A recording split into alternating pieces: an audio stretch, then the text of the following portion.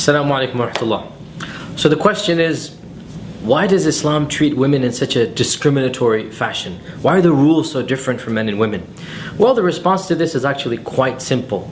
Islam does not discriminate against men and women from a spiritual perspective. In the eyes of God, men and women are equal in their religious value, in their worth, in their capacity to enter paradise. If a man does a good deed, if a woman does a good deed, the fact that one is a male and the other is a female is not going to inherently reward the former over the latter. In fact, God very clearly says in the Quran that believing men and women and men who give charity and women who give charity and men who fast and women who fast and men who are righteous and women who are righteous, God has promised for them, for the both of them, righteousness and rewards and the garden of heaven. And the Quran is very clear that men and women both shall be rewarded for the good that they do, and the fact that there's one gender over the other, the fact that the two genders are different, does not in any way impair their capacity to earn God's pleasure and to enter paradise. And that is the ultimate equality. Equality in the eyes of God.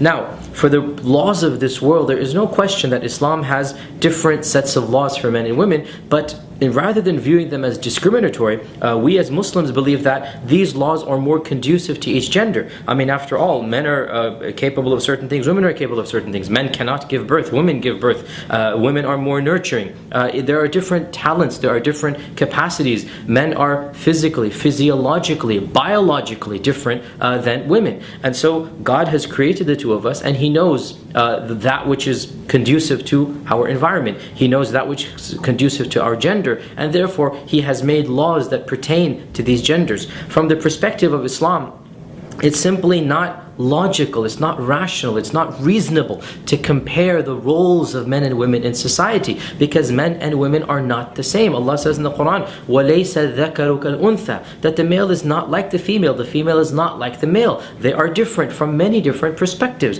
and you cannot compare two different things. I mean, the examples that are given is apples and oranges, a common expression in English, but it's so true. Apples and oranges, I mean, they're very different. You're not going to compare these two fruits and say, oh, an apple is better or an orange is better. There is no comparison. You can compare two apples, you can compare two oranges. You cannot compare an apple and an orange because they're coming from two different genuses. Well, similarly, men and women are two different genders and they have different roles in life. And taking this into account, our religion has structured a way of life that takes the natural capacities, the natural talents that God has given each of these genders and strengthens those talents and fortifies that which is weak in each of the two genders. God has given laws that protect those weaknesses, and therefore from the Muslim perspective, men and women are not discriminated against, rather they are equal in the eyes of God, and the Islamic law treats them the way that they deserve to be treated. And this is something that every single believing man and women or practicing Muslim male and female will tell you. This is something that nobody feels discriminated against as a practicing and believing Muslim, because they believe it's not a woman who's telling me to do this, not a man who's telling me to do this,